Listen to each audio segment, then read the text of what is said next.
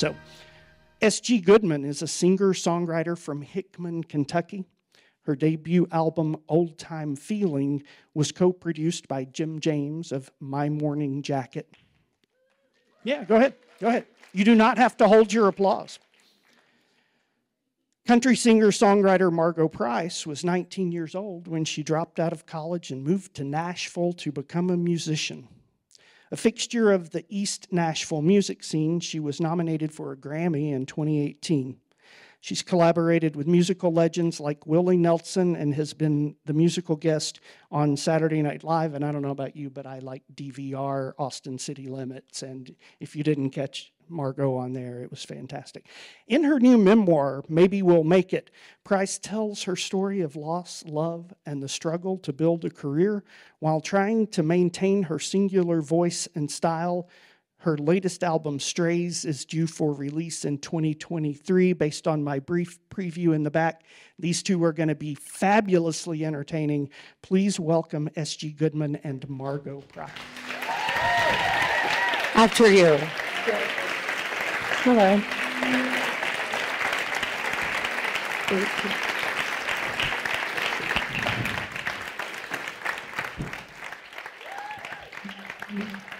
Thank you for being here. Test. Are we good? I think we're on, yeah. Mic's on.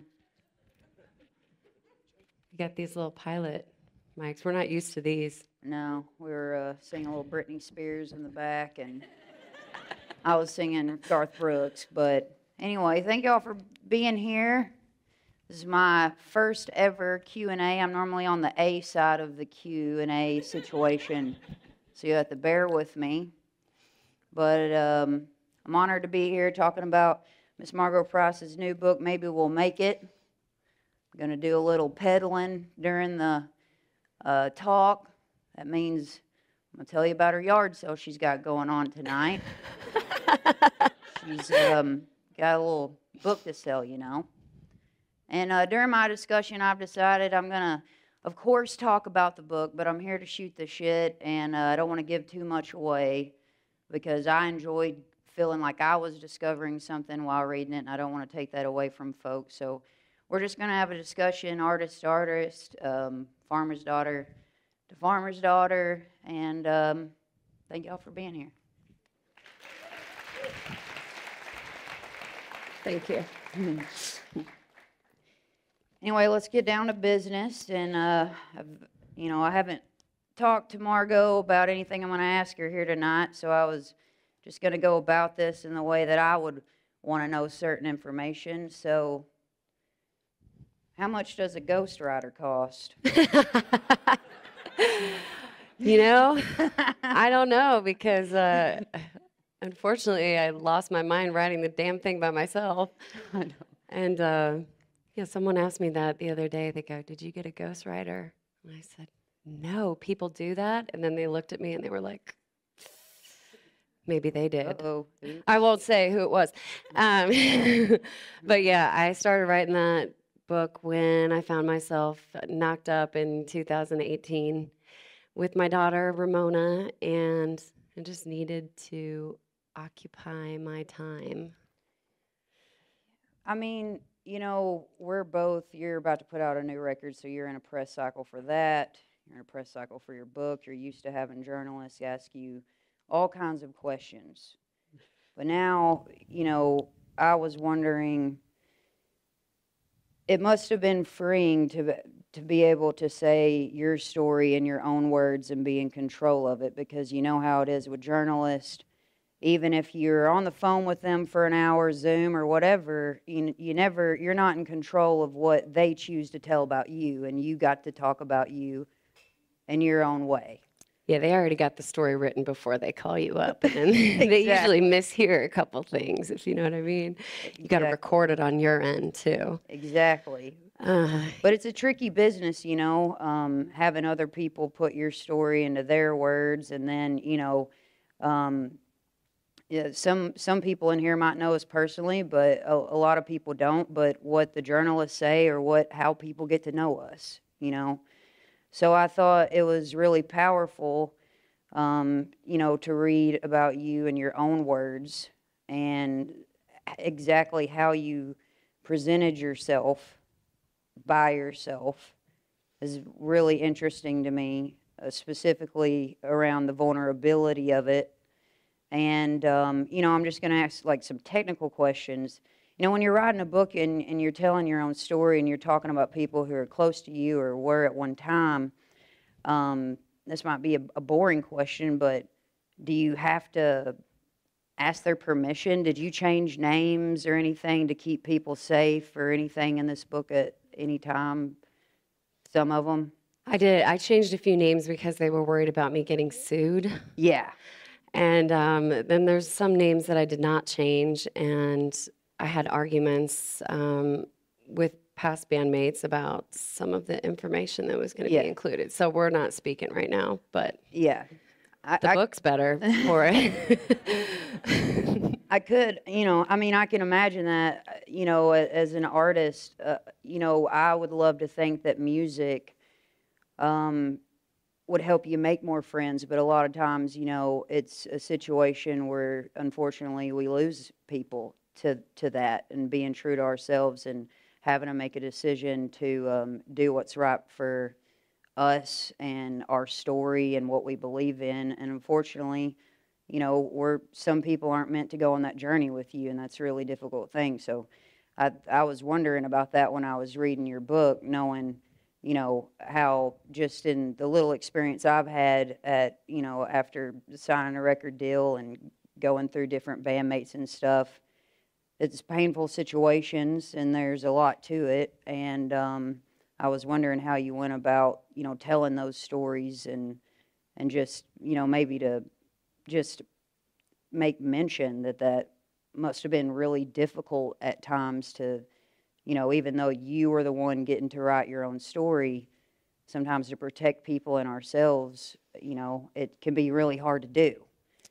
So I thought that was pretty interesting.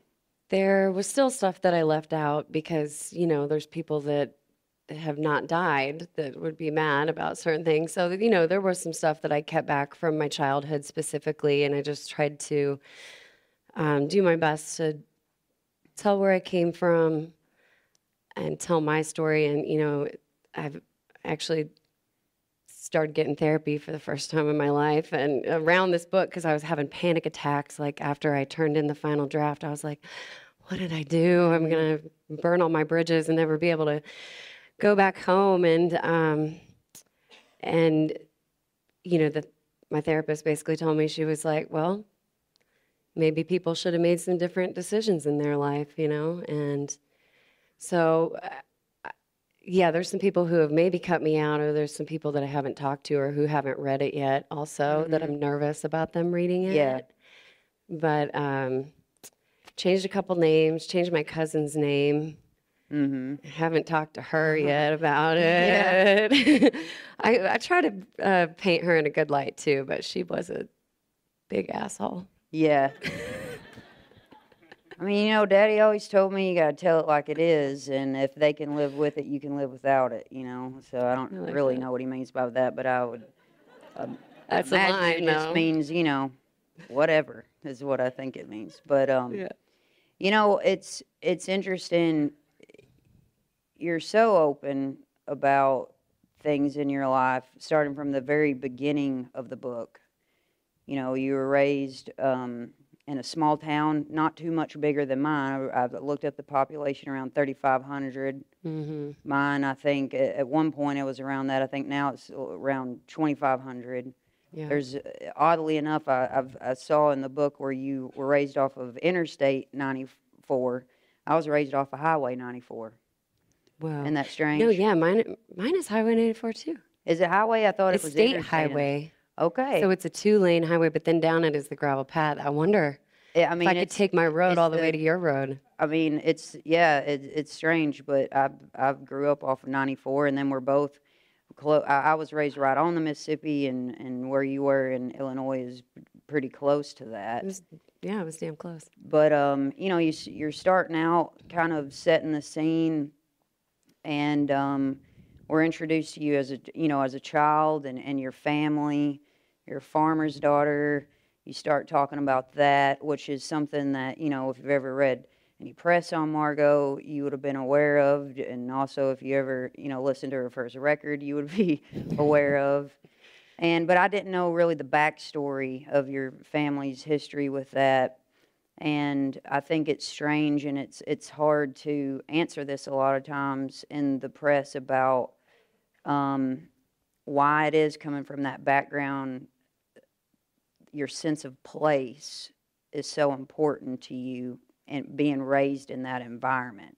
And I loved how you framed, you know, your sense of place early on in the book, and how that informed you even now, and what you gravitate towards in your writing and the people that you believe in and stick by. But along with the, you know, setting yourself up and us getting to know you from early childhood, we start to see how music and performance came into your life from such a young age.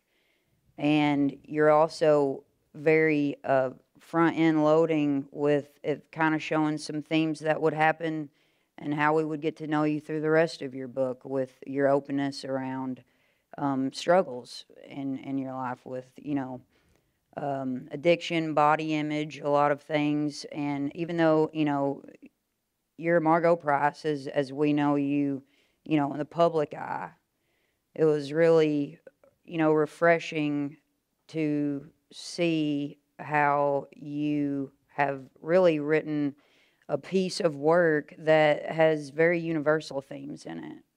With, you know, maybe not everybody in here is an aspiring artist or, you know, a singer-songwriter, whatever, but a lot of us in here, not me, but a lot of people in here are mothers. A lot of people in here have dealt with addiction and body image issues. And I think, you know, with those themes and you allowing us to get to know you in that way, we're able to connect with you as a person instead of a parasocial relationship that we're all unfortunately victims to with, you know, social media and stuff. The internet. So, but, you know, we got a love story going on in the book too. And I just wanted to know, you know, your husband, Jeremy, and we're introduced to him like around chapter 4. And I just wanted to know, when you talked to him about the idea of writing a book, and obviously he probably would assume he was going to be involved in this, did he come to you and was like, okay, I think, you know, I'm going to support this. I'm fine with you telling some intimate details about me and our family or whatever, but when you first introduce me, you have to say I look like George Harrison. Like, how... He did back in those days. Yeah, I mean, did he, like, was that a... No. Like, you had to do that in order for him to be like, all right. To get to the other dirt. Yeah, right. do the tell-all, but No. make me look good, you know? Yeah, I think, like, he probably was just, like, jealous that I got to it first, you know, like, 'cause he just really wanted to co-write or something on it. But no, he was the one that, you know, the first draft of the book looks very different from the book that you read now, and in the ways that, you know, there were some things I was keeping back. Yeah. There was some stuff that was really still going on in my life. When I started writing the book, I was still drinking. When I started writing the book, I was probably still thinking about getting a nose job and, you know, getting it all fixed the way that they want you to be propped up in this business. So I went back and I just put in how I really felt about a lot of it. And I put in, you know, just some of the things that Jeremy and I went through after losing a child. And it was tough to decide to include that because our family did not know about a lot of those really hard things. So, you know, even more than the public, like, knowing, it was just kind of like not wanting to disappoint our families. But at the end of the day, it was like I was just trying to cope with losing a baby and a failing career, and I'm not ashamed of it. I feel like being able to write it all down is like I own my truth. And then if anybody's gossiping about me and, you know, saying that I'm this or I'm that, it's like, well, you can read it in the book. I'll tell you how it is. I know, that's what, when I was reading the book, I was like, wow. I mean, I really don't, well, I know that I'm not currently that brave to be that I'm a lot open. older than you. Just give it time. Wait for my Life book, makes you y'all. hard. But I mean, that's the thing. You mentioned therapy, and you know, I'm a big believer in therapy. I've been in therapy for nearly 12 years. Wow, that's incredible. I've really only been in for like 9, 10 months, and I'm like, I know everything now. That's that's awesome. But you know, my last year of college, I was a philosophy major, and I wasn't a terrible student. I just didn't know a lot about the game of college. And so, you know, I didn't know you could like audit classes or anything like that. So I had a lot of classes I had to redo. So my last semester, I had to take the top hours of classes that I could take and the highest levels. And I needed a top level class, an extracurricular, and a woman told me to take this leadership class. And it was, I thought it was a big joke. Well, and I thought it was a joke because the way the professor kind of constructed the classroom, I felt like it was kumbaya sessions. We were breaking off into small groups. You know, I was a very, you know, I thought a lot of being a philosophy major at that time in my life. And my classmates in this class, we had like a 3-page paper we had to write, and they were all complaining. And I had 20 pages that I had to turn in that week or something. So I thought the whole thing was a joke. And I didn't understand why he was having us break off into small groups and ask people about personal things in this class. I didn't know how that applied to leadership or whatever. And I went to my professor one day and I was like, this is a joke and it's kind of a waste of time and I don't understand. Well, this particular professor, his name is Bob Long, and he was the vice president of the Kellogg Foundation, which is one of the largest nonprofits in the world before he took that position at Murray State. And he said, you know, at the end of that course, one thing that he would always say in our classes, if you say something aloud, it becomes real to you and who hears it. And it's a fundamental belief in talk therapy. And, you know, then I started understanding how he was wanting me to relate to other people, and it was all around this concept of seeing yourself and being seen. And so I think, you know, when I'm talking about like your bravery and you talking about such vulnerable and personal things in this, when I was reading it, I was wondering how this was shifting your heart of hearing your own story aloud, because that is the power of therapy when you're having to tell another person your truth or whatever. And so I found that super interesting and compelling throughout the whole book. And, you know, I can't wait for y'all to discover exactly what I'm talking about. But like I said, I'm not going to go into every single detail. But it was interesting getting to know some of the, you know, early moments of you and Jeremy's relationship, and how that how in a lot of ways y'all were a little bit matches and gas in those early years of you trying to figure out how you were going to make it. Not to, you know, play on words here, but it, you know, when you left Illinois and went to Nashville, to the big city, they didn't give you a manual of how to make it in the music industry after leaving, you know, crossing the county line. And that's for all of us as musicians. Not all of us are Nashville royalty, where we come from like long-standing families that can tell us we need to talk to this person, do that. But you did have an uncle there that was a songwriter who's had some nice hits and everything. But I did love the fact it wasn't like I would say he was helpful, and that he told you needed to get your shit together. But Tough love. yeah, tough love. But that was kind of like those early moments, and I know I've had them myself, of where you either gave up or you kept going and you decided to work on your craft. And I think that's always something that people don't realize about artists, or a lot of artists, is how many years and how much personal growth and also just being disciplined to the craft you have to do.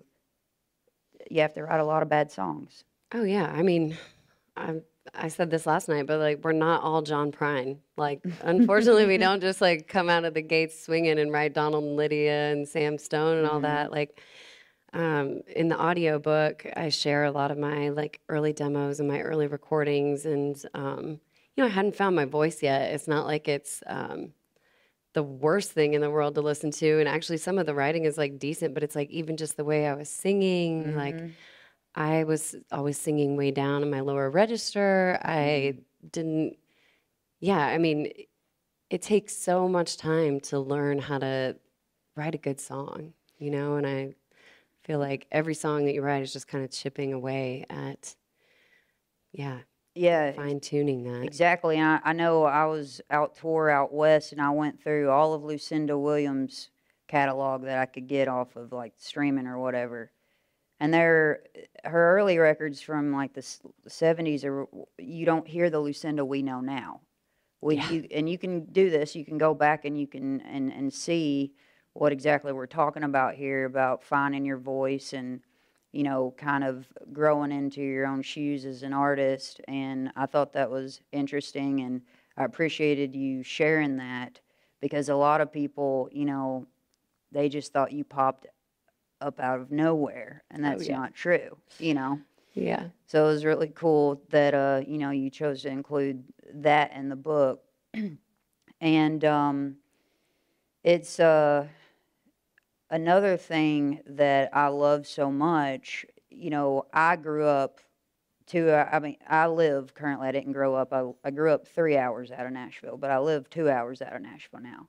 So a lot of the places that you talk about in the book, Springwater Supper Club, you know, all these places, like Five Spot or whatever, I'm very familiar with in my own time going to Nashville. And in fact, back in the day, which I didn't have a car at one point in college for a few years, but I remember seeing price tags on marquees in Nashville. Very strange, huh?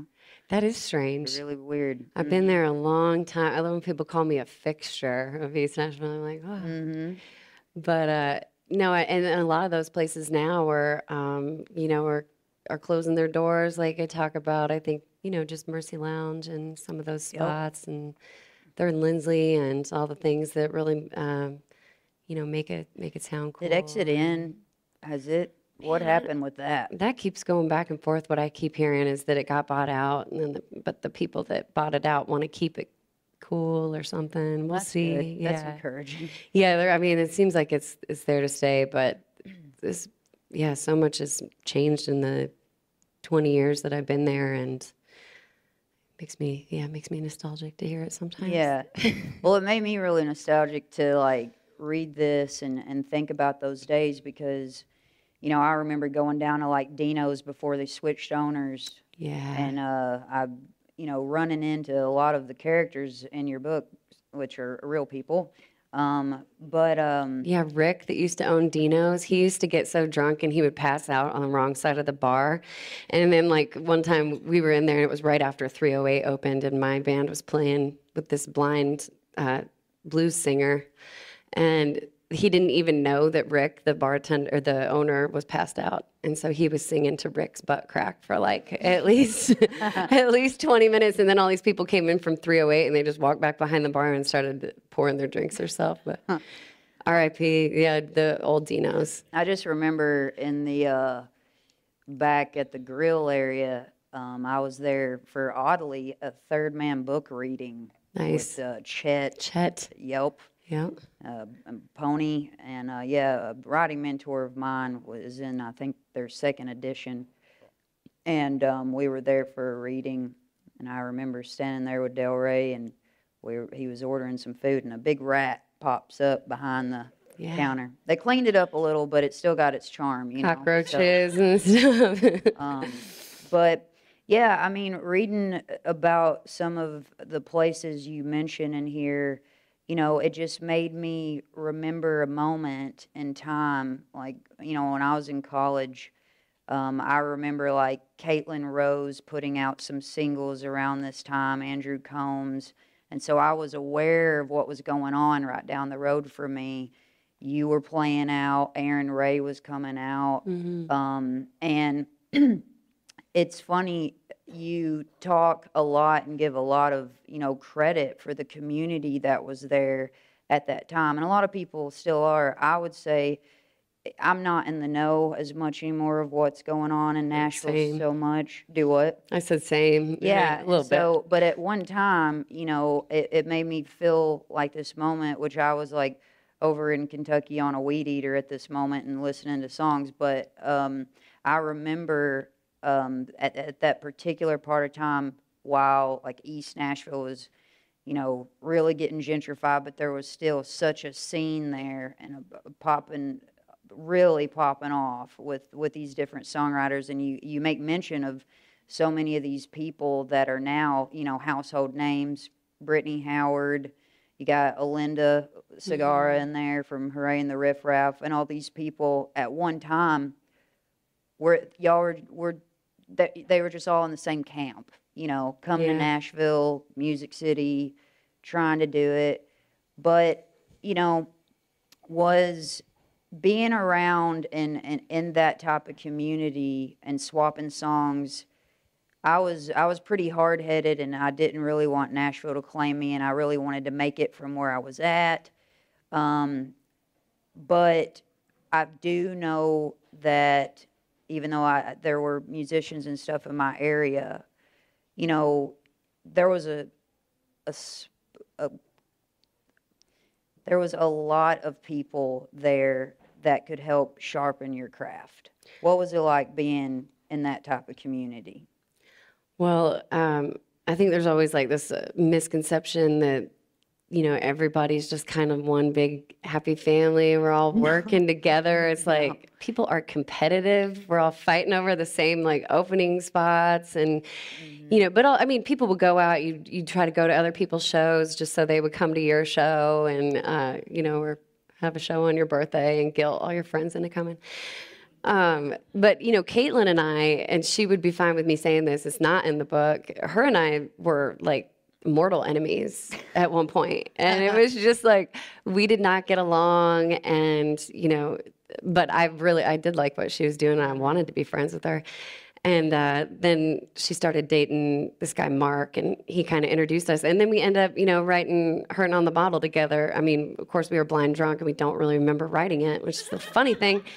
But yeah, it was great to have people like that to like feel competitive with and really like light that fire in you, because I like people to be good, because I want, you know, to be able to be inspired by other people. And Brittany Howard, man, she took off like lightning. You know, it was crazy. Like 1 minute she was just singing background vocals with me in this crusty like studio, the bomb shelter, and you know, she was like, man, my mom says I got to get a 401k and I got to quit this music stuff. And I was like, you should tell your mom to F herself. And she did, thank goodness. She's yeah, but it was great. It was, I miss those days. And Sturgill too. I mean, when we met Sturgill, it was just like, whoa, this guy's fucking insanely talented. And there he was, just working at the turnip truck with Jeremy. And yeah, we'd sit and hang on the back porch and do those. It's so strange. Say things that I can't say in front of children. Yeah. No. Anyway, go Gotta ahead. watch our mouths here. But yeah, so I thought that was a really cool thing, you know, for people to understand. But then one of my favorite little part, I laughed out loud when this came up in the book. But you know, here you are, you're in Nashville, Tennessee. you have all this live music going on. You know there's venues putting on bands every night, but you can't get in them. And, you know, right now, currently in my little tour life, I'm playing venues that years ago I wrote on my own that never responded. And one way I'm laughing at this because I did the same thing, but you and Jeremy created a fake booking agent to help y'all get into clubs. And I love his name. It's John Sirota. It's very professional, right? It's really Yeah. good.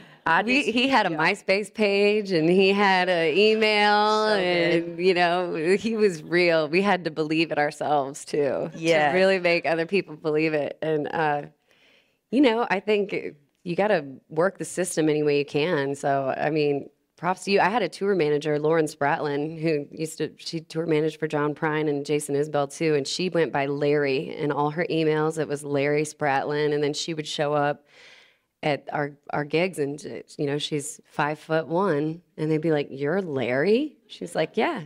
Now give us our rider. Heck yeah. That's so great.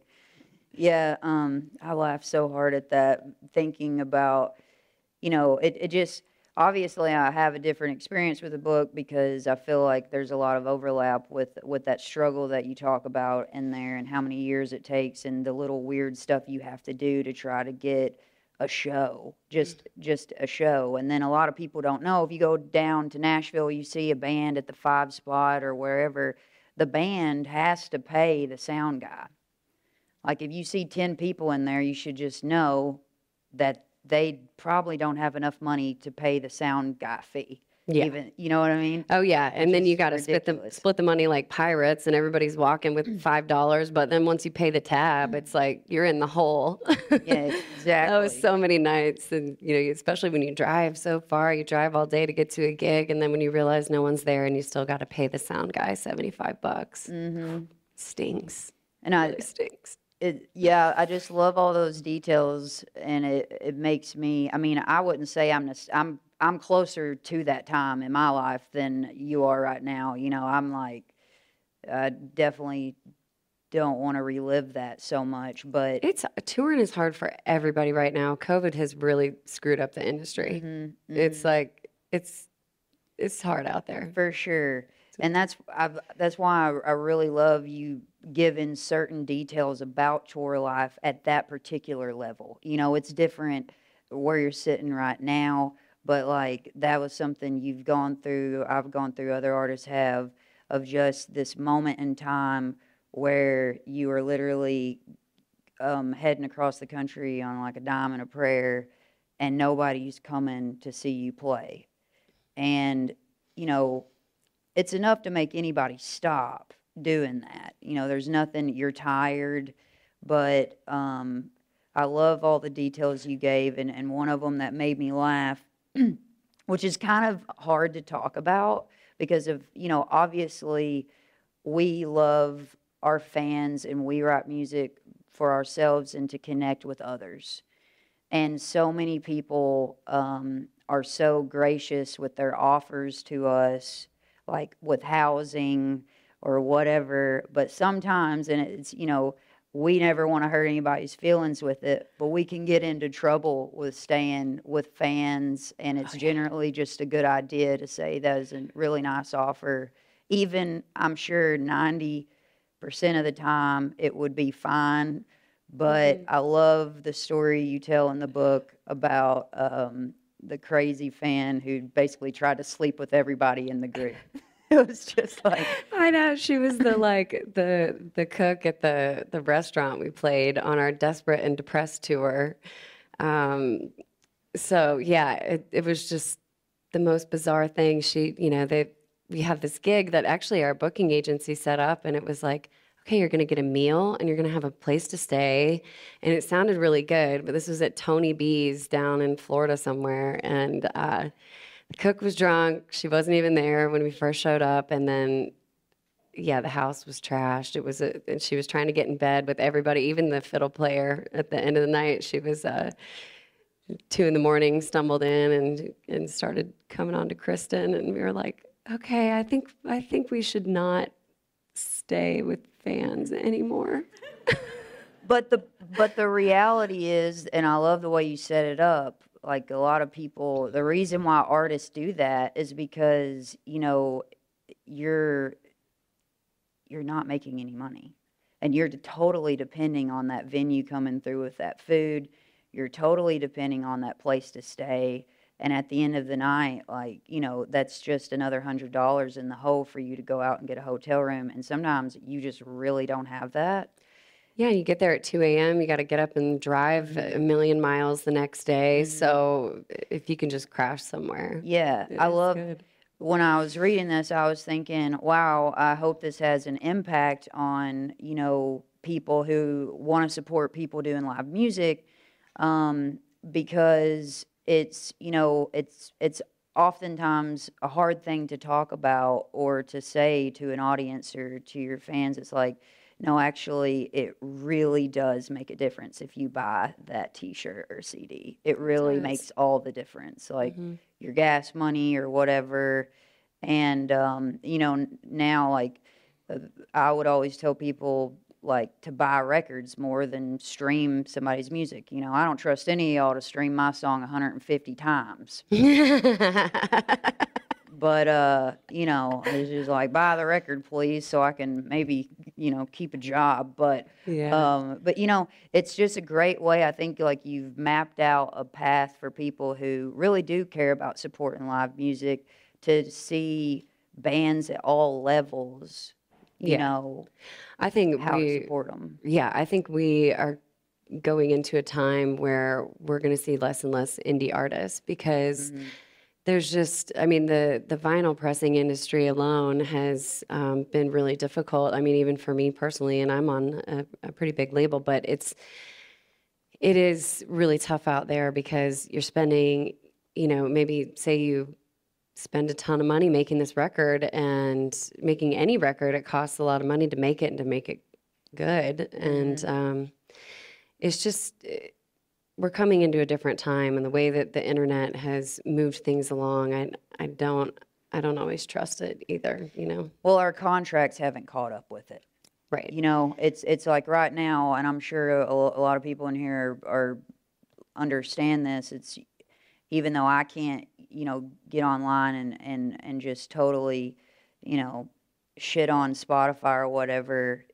But at the same time, the contracts and what artists are paid are not enough. But our contracts with our labels are based on units sold, which is a full record or a single sold. You know, so there's like this disconnect, and it will be harder for artists who are not signed or self-releasing to do this, because also right now, and I know I've experienced this, you probably have too, because of COVID, there are a million festivals. There's so much competition to do anything, ticket sales or whatever. And so I do think like the industry has taken a major hit, like all humanity with COVID, but specifically. Well, the arts are the first thing to go, and I get that because people are really struggling to make money. So it's like, you know, for everyone here to even show up and, you know, and buy my book or something, I'm just super grateful. Yeah. Thank you. Yeah. Got to diversify. That's what I keep telling people, and that's why I'm, you know, selling some weed and like doing a couple of. I got some mints in Illinois, but there you go. But yeah, I can't have those at the merch table here. Unfortunately, I had the state troopers on my tail.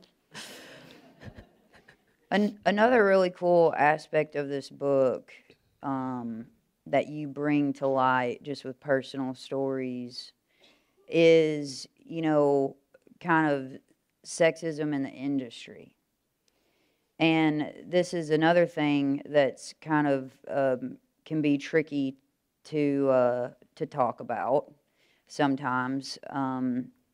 Because unfortunately, a lot of the times the people who are in charge of our labels, who are in charge of our marketing team, blah, blah, blah, blah, like, you know, they're men. And when you're looking at a roster of people, if they're telling you, well, we have too many women on this roster right now or whatever, it doesn't compute to women who are trying to, you know, be an artist or whatever. But I like how, you're not afraid to tell those stories. And it's the sad thing is that they are relevant and they still happen all the time. And, you know, I think that it's you know, I a lot of times in my press, you know, it says, you know, like I'm a queer musician or something like that. And then recently, that's really, even though that's true, I'm not ashamed of it. I think representation is great.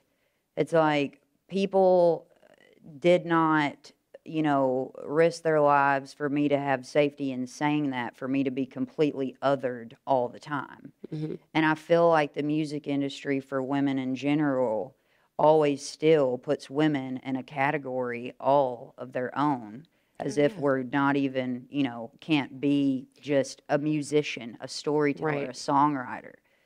And, you know, how you talk about stories and instances early on in your career, but right now, like, do you still feel like this is something you experience and see, like, after signing a record deal, contract, that kind of thing? Do you still feel like this is super prevalent now? I think things are, you know, getting better, but again, it's like, yeah, I get frustrated. I had a conversation on CMT a long time ago that was like Next Women of Country, and I was like rolling my eyes at the title of it and everything. And we showed up, and there was this big press conference. We all had on microphones, and we were talking, and I was like, said something about how, you know, why don't we have it men in music and whatever, and then they just cut it all out, and it didn't include it. But I think, you know, it's frustrating that we have to have these conversations, but at the same time, sometimes you have to have that awkward pointing those things out. The label that I do not mention in there, they are still around, and they've got a lot more women like on their roster now, and so that's why I haven't like said anything, because I feel like they've kind of tried to, you know, right the wrongs a little bit. Yeah, it's frustrating to be pointed out that you know, what your gender is. Someone tagged me in something on the internet, and I've been in big trouble for it for a couple of days here. But you know, they were just talking about this women drummers or something, and everyone was like, well, Karen Carpenter, like, you're just copying Karen Carpenter. I was like, I'm doing Levon. Y'all don't even know. Yeah. So the things like that are. But that you brought up a great point there, because, you know, it's interesting when journalists compare women songwriters, they do not compare us typically to men. You know, like, I really have noticed this in my press. They have to compare you to another woman. They can't even, they could not, it would blow their minds if they knew, like, actually, I wasn't influenced by this woman. I was more of, you know, maybe I was more influenced by Townes Van Zandt or whoever, you know. They can't even, like, imagine that my influences weren't necessarily the women that they're comparing me to or whatever. But why can't we be compared to the songwriters, men that are like our contemporaries right now? Yeah, exactly. We're not. They have to find a woman to compare us to, and that's, again, another way of othering. And in the same way, I think, you know, it trickles down from the business side or whatever. You know, right now, I played Rupp Arena a little bit with some. Okay. Oh, well, let's let her finish her thought here, and then We're going to do some questions at questions the in a end. I minute. promise Yeah. I'll quit gabbing.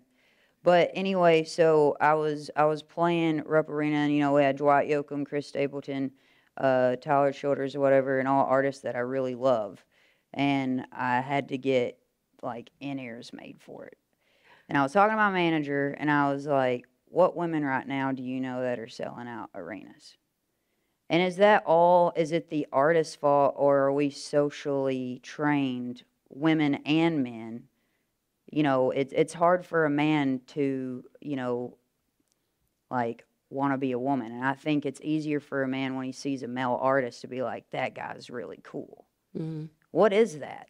Like, why, what is it, like, why do people, what's the deal there, you know? I think it's just like years of ingrained thought process. And I mean, that's even why I wrote a book. It's like, I get so sick of people just calling me like a country singer. I'm like, no, I'm a writer. Take me seriously.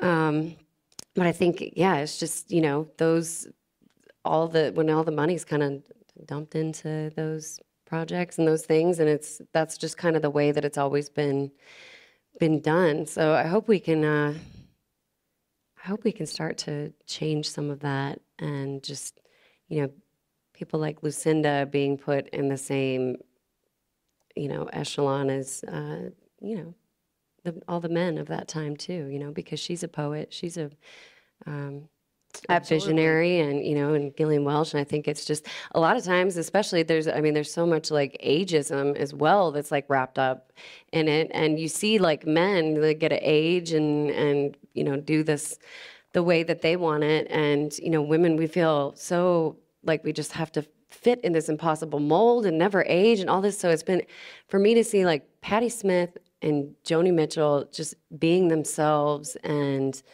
that's been really inspiring to me. And, you know, I needed that. And I hope that also, you know, that's why I wanted to write about a lot of the things that were going on in my head and just around me in the business, because then other people know that they're not alone in it.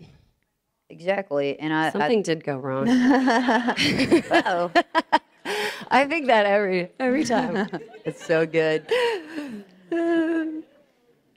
No, I think that's like a wonderful thing to share with people, because like I said, one of the earliest things I said was, you know, those types of things apply to all women in here, right? Any woman in the workplace, any woman who are presenting themselves in society, we're always judged on our looks. Yeah. That's always a thing that we've been socially trained to be able to comment on around women. I was actually at Lucinda Williams' Troubadour Award, and you know, you couldn't go to the internet with this one, but it was interesting.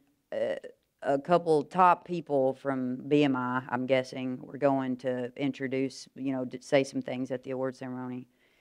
And I was just absolutely taken aback by one of the first things out of their mouth, was they all commented on what she looked like. Mm-hmm. Like, you look so beautiful, you look so stunning, blah, blah, blah. Which is nice. Nice to compliment people.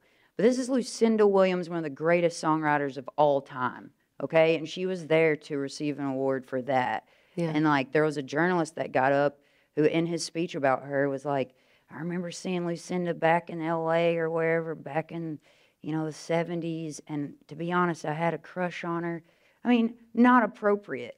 It would not have happened to, you know, Hyatt or Prine while they were getting their awards there. That Right. their physical appearance would never have been a talking point. No one would ever have dared said they had a crush on John Prine in front of Fiona. You know, it's just like kind of just these weird double standards that you see all the time. And so I think it's, you know, they're universal. They apply to all of us in here. And I really thank you for talking about that. But should we do? Yeah, should we do a couple questions? Gabbins? And then I was also going to say, you know, I was going to play a couple songs, but I'd also, if you want to sing in your weird mic, I'd love to hear you do a song, and I know everyone else would too. So we can do some questions, but then I just threw her on the spot. I didn't ask her about that backstage, so you could think about it. You could. You got to warm up. I didn't. Oh well, you go back, do a couple little la la las or something if you want. Yeah, yeah. Who's got Okay, a question? please do come up to the microphone if you have questions. You can line up Leave right it to it. Thank you. Okay. Hey, thank you. Thank you so much. I'm grateful. If you want to sing a song. Hi. Hi. Margo, yeah. I saw you play the music on the YouTube today.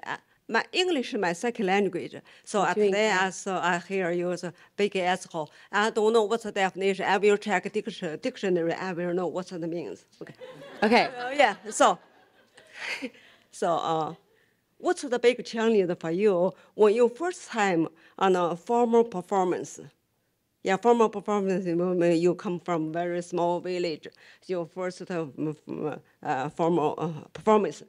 For me, it's a big challenge because English is my second language. So for me, a very big challenge when I first time speak with a microphone. Yeah, I do the couple sentences for the announcement. I'm very nervous. So how about you? You first time when you do the formal performance, you make some money. So what's the big challenge for you?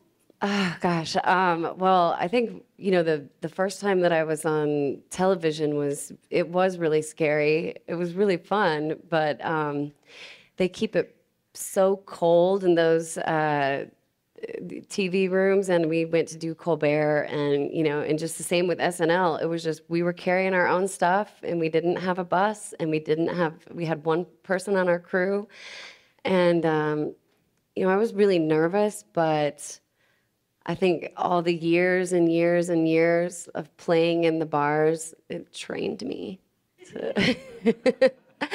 Yeah. Yes, I never forgot my first time on the microphone, talk about just a couple sentences. I'm very nervous. I love that. No, I get more nervous for stuff like this. When I'm singing, I'm not as nervous, but the talking, never know what's going to fly out of my mouth and get me in trouble. I have a second question. So we are the adult. So we between the friend we build the credit. So time by time, step by step. So we make the credit between the people, between the friends. If someone, your special one, your lover, broken the credit, how do you deal with? Oh, you mean like taking my songwriting credit? Yeah. Or something? Oh, I'd sue him. Yeah, luckily I have not had that happen, but I did, we were just talking about how I fabricated my first booking agent and my first manager. I've still had to use some of those devices. Even just recently, I was writing songs for this album I got coming out in January, and somebody put this on the internet, and I want my label. So, they're filming it. Shit. They wanted me to write with these big writers, and I was just like, I don't know, I just don't know if that's me, and so some time goes by and I'm just stewing over it because I'm they don't think my songs are good. They don't get me. They don't understand what I'm doing. And I'm just getting angrier and angrier. And I'm walking in the woods and I finally get this song idea that comes to my head. That's probably a little bit more, has a better hook. That's what they're looking for. They want the hooks. So I write them an email. I send the song demo. I was like, check this out. I just wrote this with Caitlin Rose's mom. She writes with Taylor Swift, So I just wrote the song with Liz Rose and Caitlin Rose. And it's like, this is the hit. We need to go back in the studio and write this. And so I ended up kind of finishing it with Sharon Van Etten, and she sings on it. But it was all, I told them that, and they were like, brilliant. This song is so good. Oh my God, Caitlin's mom, what a great writer. So yeah, you just gotta outsmart them. Yeah. Last one. Okay. May I interview you in the future sometime? Oh wait, one more time. May I interview you? Yeah. Can I interview you in the future sometime? Yes, let's do it. Oh, I'm Natalia. Because I'm different culture, different question. Yeah, different I love experience. that. Dude, let's hit up Cameron. Cameron's back here, and there she's over here. Oh, yes, yeah. In the Talk future. to my publicist. I will interview you because I'm different culture, different experience, different question. I love that. I love your questions. Thank you so much. Oh, give this is me like your a whole second interview. Address. Okay, thank you very much. Thank you. Also, I like your braids. They're pretty. Hey. Hi. Hi, how's it going? Good. So from one Illinois chick to another from circa 1983. Hello. Hey, how's it going? Good. So I'm a little Vintage nervous. year. Yeah, so I'm a little nervous, so I'm hoping I don't screw this up. And I am going to make a comparison to a male for you. Hey, no, I'll take all the women comparisons too, as long as they're good. Yeah. So I just started last night, and I see a lot of similarities to Kitchen Confidential by Anthony Bourdain. And I know that you were close with him at one point. I was wondering if you drew any inspiration from his memoir or any other memoir while writing this book. Without a doubt. I went back and reread that, and love him so much, and just really think it's such a shame that he is not still here with us, because he was such a great writer. And yeah, he sent me a message in my inbox a long time ago that I go back to when I'm feeling, kind of low, that was just like, you deserve all good things coming your way. That's nice. I was going to say you write really raw like he did, so. Thank you for saying that. That means a lot.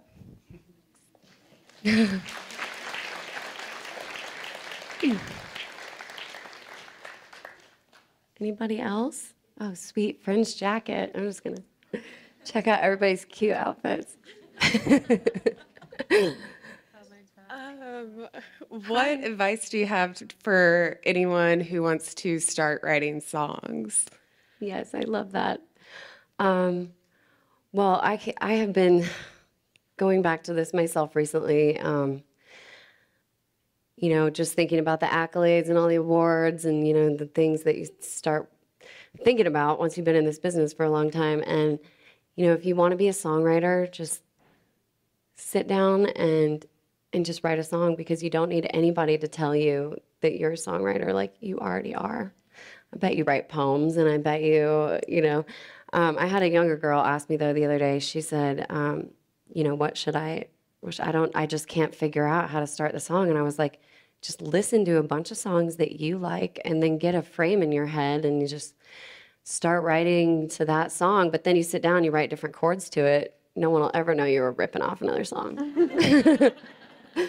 And Hands of Time was actually written to the frame of Guitar Town by, the part of it was, and then it ended up nothing like that song, but that was like what kind of inspired that song. So just go out there and steal. That's what that's what we do. Thank you.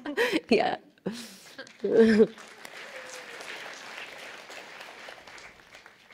Yeah. I can't. Hi. You can take it off. Yeah. Oh, that's so cute.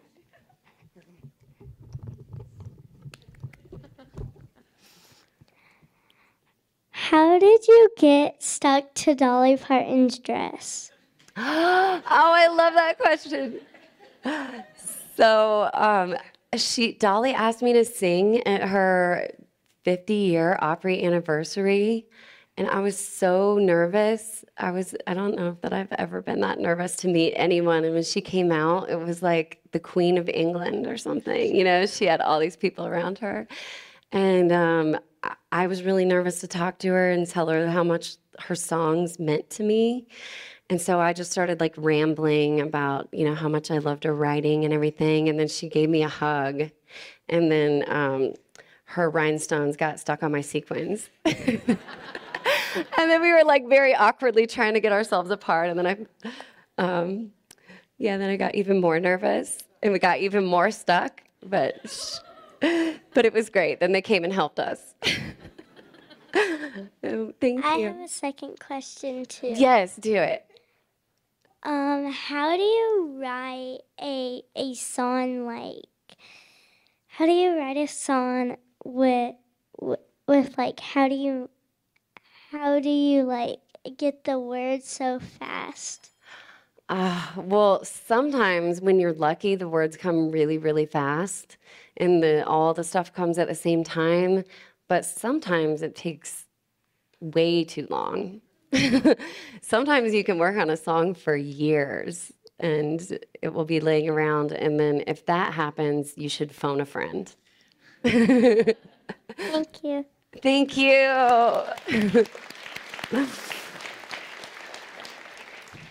Anybody else? Oh, yeah. I know how to work.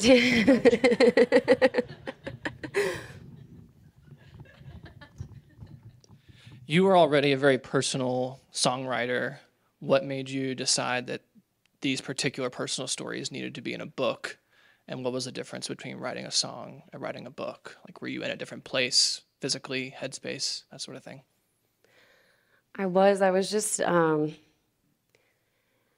know, I was so moved by Patti Smith's Just Kids. I've read it like 5 or 6 times, and I just started thinking about how she was really only talking about her younger years in that book, and I was worried that I was going to forget everything, because I definitely was, and I definitely am, especially with, you know, so much of that going on some of the time.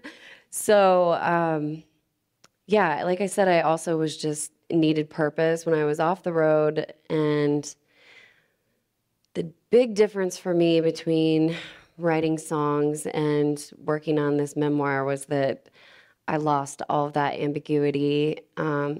You know, a lot of times in songwriting, like, people will think that you're talking about someone else, or people will think that you're talking about yourself, but you can just disguise so many things in the metaphors. And with this book, I've just been feeling so naked. Like, I'm just too exposed at times, and I've had to call other friends like Carrie Brownstein, who put out a book, and ask for advice on how to cope with it.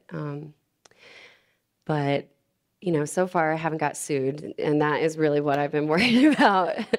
So as long as that doesn't happen and I don't get completely disowned by my family, then we'll be good. Thank you. Thank you. All right, thank you all. Do you have one more? Okay, last question, and then Okay. I think Margo will sing. And I will sign anyone's books or records or anything, and take photos, whatever you want. Hi. Hi. Can you hear me? Yeah. Okay, great. Thank you so much for answering one more question. My question is about your revision process in writing your book. How many drafts did it take? Too many. I didn't really know how much work it was going to be, and when I first wrote it, it was just all one long manuscript. I thought it was only 250 words, but it ended up being 500, because I didn't know anything about type spacing or whatever. And so, yeah, my editor, Naomi Huffman, she helped me go back in and put in chapters and everything. I think I worked on this for about 4.5 years. Oh, really? Okay. And I would still be working on it now had they not told me to, like, put the pen down and stop typing, because it got really addicting. And I would like tell my husband, I'd be like, I have to go, like, rent an Airbnb, and I gotta go to a cabin this weekend so I can do another draft of the book. It's just not there yet. So it was really nice that I could go work on it. It was a good form of escapism during the pandemic when everything just had gone to shit. For sure. Yeah. Right. Thank you Thank so much. much. Thank Appreciate you it. all so much. Thank you. Okay. Oh, yeah. I was going to play, I don't know. Should I play a song? Okay.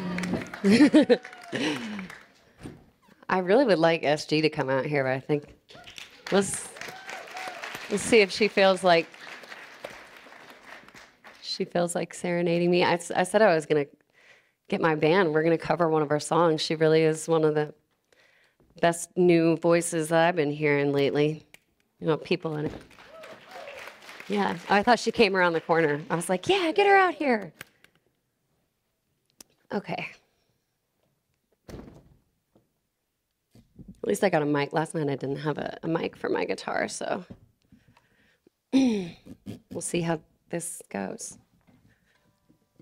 You know, guitar tech is just like the old days, but I don't have a sound guy yelling at me. Yeah. Do not pass go. Okay. We'll see. Something new, something old, something borrowed, something blue. What should we play here? Since you put me down, it's like you read my mind.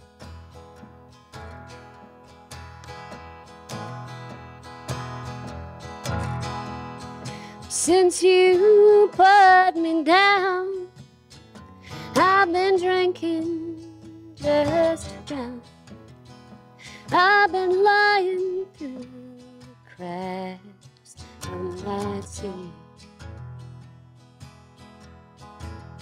I've been waltzing with my sin.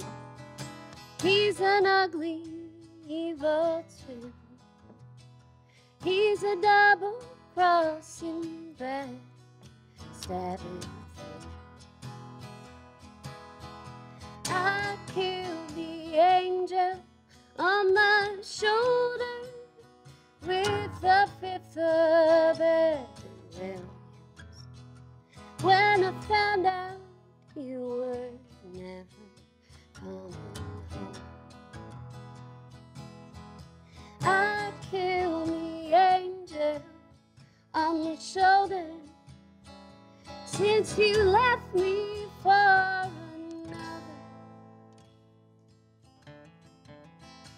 I've been trying to turn this broken heart to stone.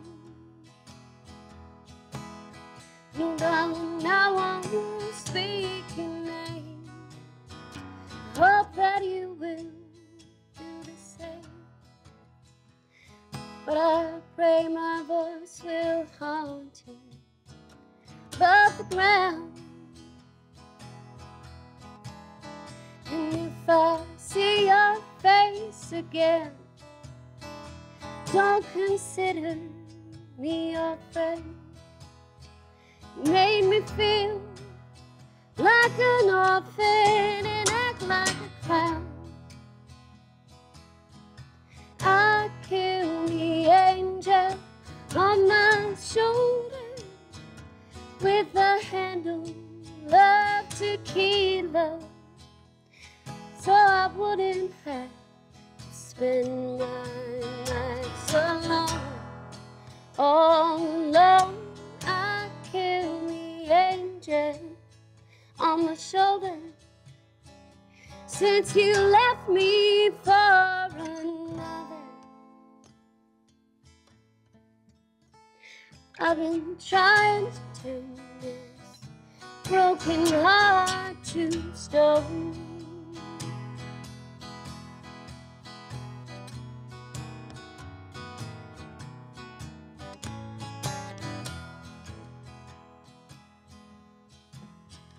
All the vampires at the bar, they won't ever get too far.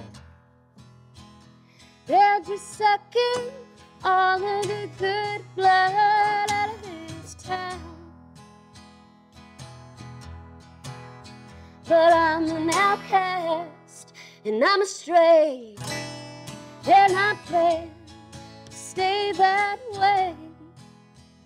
Even if I fall from my grace, I'm gonna land back on the ground. No, I killed the angel on my shoulder with a bottle of the bullet, so I wouldn't have to hear you bitch anymore. No, no, I killed the angel on my shoulder since you left me for another. I've been trying to turn this broken heart to stone. Said I've been trying to turn this broken heart to stone.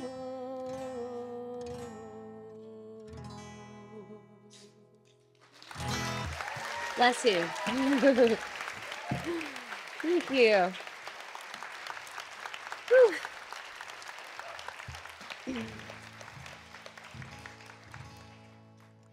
All right, well, I've got to do some Loretta Lynn here. And just torn about what I'm going to play because let's see, I did Fist City last night. Maybe I can pull that off again.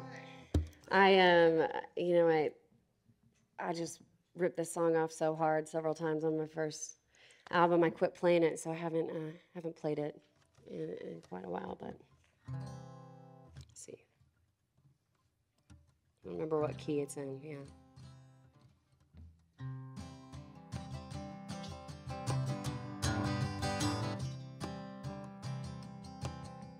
You've been making your brags around town, you've been loving my man. But the man I love, when he picks up trash, he puts it in a garbage can. That's what you look like to me. What I see is pity. Better close your face and stay out of my way if you don't want to go to this city. If you don't want to go to this city, better detour around my town. 'Cause I'll grab you by the hair of the head and I'll lift you off of the ground. I'm not saying my baby's the same because he ain't but a won't get around with a kitty. Here to tell you, gotta lay off my man if you don't want to go to this city.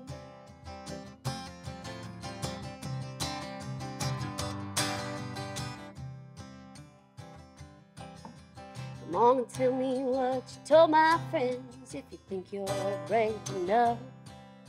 'Cause I'll show you what a real woman is if you think you're hot stuff. But I'm more than you can shoot. If you get too cute or witty, you better move your feet if you don't want to eat a meal. It's called this city. If you don't want to go to this city, better detour around my town. 'Cause I'll grab you by the hair of the head and I'll lift you off of the ground. And I say my baby's the same because he ain't never won't get around with a kitty. Here to tell you, gotta lay off my man if you don't want to go to this city. Here to tell you, gotta lay off my man if you don't want to go to this city.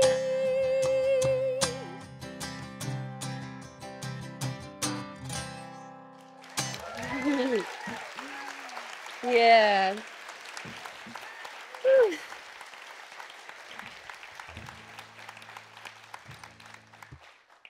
Okay, maybe I'll do one more Loretta's and then I'll get down. And so like last one here because, you know, Kentucky, yeah, what a loss. Okay, let's see if I can remember this one. I did this one maybe a couple weeks ago.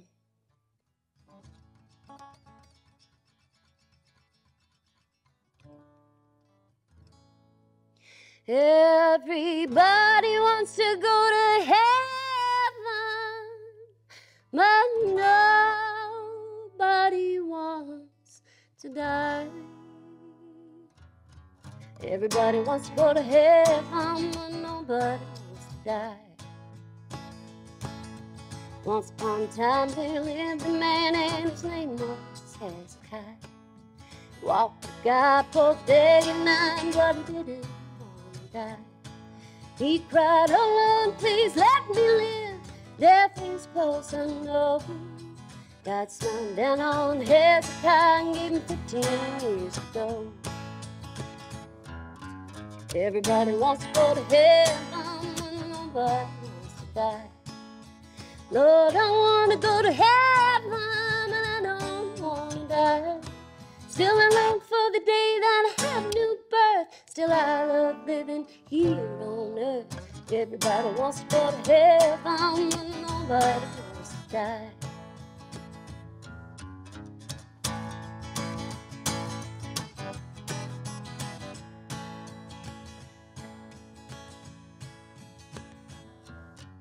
Jesus lived here on this earth. He knew his master's plan. He knew that he must give his life to save the soul of man. When Judas then betrayed him, his father heard his cries. He was brave until his death, but he didn't want to die. Everybody wants to go to heaven, but nobody wants to die. Lord, I want to go to heaven, but I don't want to die. Still I long for the day that I have a new birth, but I love living here on earth. Everybody wants to go to heaven, nobody wants to die. Everybody wants to go to heaven, nobody wants to die.